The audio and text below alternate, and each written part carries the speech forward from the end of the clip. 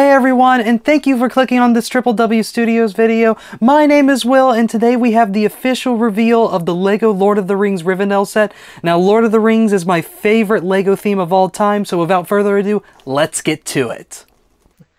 Alright, here it is, guys. The Lord of the Rings Rivendell, set number 10316. This will be retailing for $499.99 in the US and $429.99 in the UK.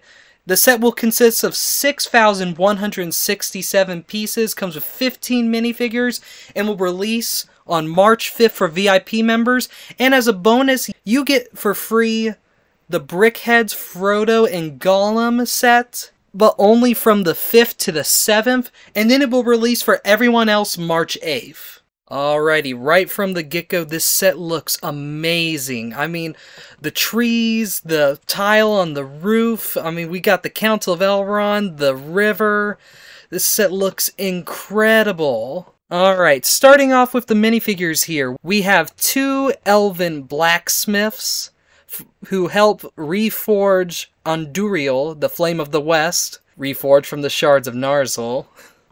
We have Elrond, featuring a brand new print on his head to represent the crown because they've not made a new mold with the crown and hair piece for the elves. All the elves have the same piece. Next up we have Gandalf. While there's not too much different, he doesn't have any legs this time, but he has his signature staff and wizard hat. Old Bilbo, a new minifigure we've never gotten before. He features his stick as well as, like all the other hobbits, brand new dual-molded mini legs. And he has his creepy face for when he sees the ring for the first time in years. Then of course we have Frodo looking incredible and just like he should, and with holding the one ring. The set does come with Sting, but it's not in any of these pictures for whatever reason. Next up we have Samwise the Brave, as I like to call him.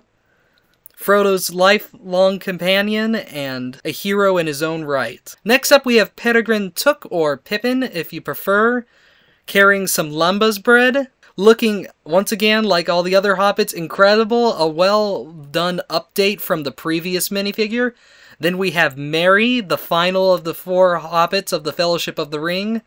I absolutely love that he's carrying his food, probably carried it all the way from Farmer Maggot's field. Then we have Boromir, the one minifigure who hasn't changed as much, but I love the new shield. Much better than the previous one in my opinion. And of course he features his broadsword. Next up we have Legolas, and while I'll admit the new elven hairpiece looks a little weird on him to me, and the face isn't the exact way I picture it, he still looks incredible and I'm really excited to get this figure. Moving along, we've got Aragorn in his Rivendell garb, which I thought was a really interesting choice that they didn't go with his ranger garb that he wears throughout the majority of the franchise. I'm hoping we do get a redo of that garb eventually, but until then, he's holding the Shard of Narsil, which is a brand new piece in the set, one that I'm really excited to see. Then we've got Arwen, Aragorn's love interest, and the daughter of Elrond. I'm assuming she's carrying the book that she had when she tried to convince her father to reforge Narsil. I'm not 100% sure on that. Next up we have Gimli, a very well done figure. I'm glad they kept the mold for his helmet.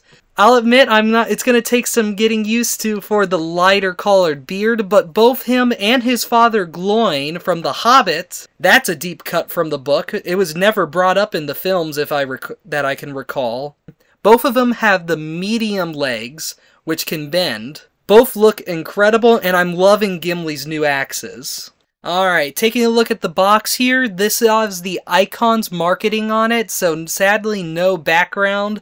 I would have loved to have seen that, but this is the way LEGO's been doing their Icon sets for a while now, and I don't see that changing anytime soon. Taking a look at the back of the set, we've got an armory right down here. Then we have a cave with mushrooms underneath, perfect for the hobbits to hide out and, feast. Over here we have a study for Elrond with a map of Middle-earth. I'm not sure what's on this sticker, as there's not a clear picture of it as far as I know. I also want to note that there's some really nice tile floor in here that I really can't wait to build. Up here we have the resting place of the Shards of Narsil, sitting of course right next to the picture of is Isildur cutting the ring from Sauron's, well, minifigure claws, I guess. I'm absolutely loving the design of the trees. They look incredible. No tree is the same here, which is as it should be. Taking a look at the middle part of the build, over here we have a picture of the elven smiths forging the 3 rings of power. And you can actually remove the Council of Elrond piece. I'm loving all the chairs.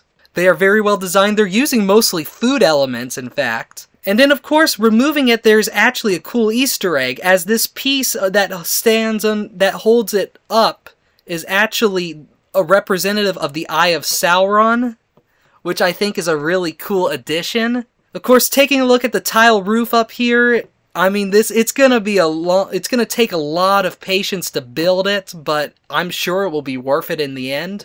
Next up, we've got an overhead shot here. Over here is where they're forging the shards of Narsil into Andúril. I love it when LEGO sets allow you to move across the entire area seamlessly, and this set does that perfectly. Our next photo is a better shot of the river and the waterfall moving underneath the bridge that leads to the forge. I'm loving the new fern piece, and I hope to see that in some more plant life in the Jurassic World wave, too. And of course, we've got mushrooms and funguses growing on the tree. Over here, we have a better view of the resting place of Narsil. Up here, we have a really cool deep Easter egg. This is the city of Gondolin from the First Age. Now, this city's most well known to be the place where the swords Gamreen, Orcus, and Sting came from. You know, the swords that glow when orcs or goblins are near. This is the city that those came from. Sadly, the city fell to Sauron in the First Age.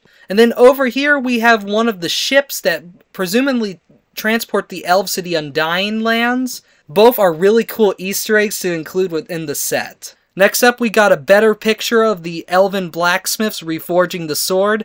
I'm really looking forward to seeing all the new Lord of the Rings weapon pieces they're including in this set, and hopefully we'll be seeing more of them soon. Next up, we've got a picture here of the Fellowship debating the fate of the ring. And of course, Gimli's gonna do what he has to do and try to destroy it with his axe. We all know how that's going to turn out. Now, interesting to note, sadly you can't see it well in this picture, but Frodo, Elrond, and Gandalf all have new ways to sit in chairs, because Frodo has his short legs, and both the other two have their skirt-like pieces. Sadly, I don't think there's a good picture here for those, but I'm really looking forward to having that as an option. Hidden away behind the tower, we have Frodo's bedroom where he wakes up after being stabbed by the Witch King of Angmar. I'm loving the sheets on the bed here, and of course the printed tile of the Mithril armor. It just looks so good in here, and I'm loving the fact that Gimli and Gandalf both have hair pieces for under their hats now. Something we got from Gandalf in the Hobbit sets, but not from Gimli. And here you can get a better look at Frodo's legs that allow him to look like he's sitting.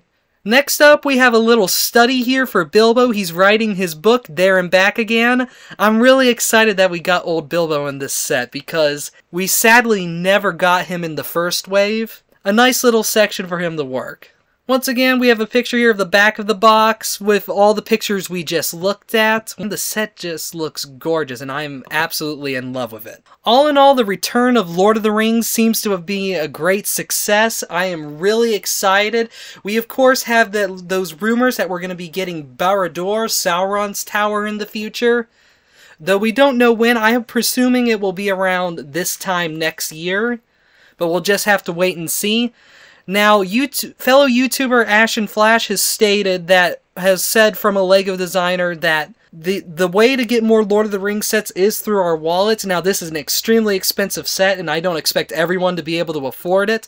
But for those who are Lord of the Rings fanatics, I'm sure you are really excited to get your hands on this set. And from what I'm seeing, this set is well worth the price.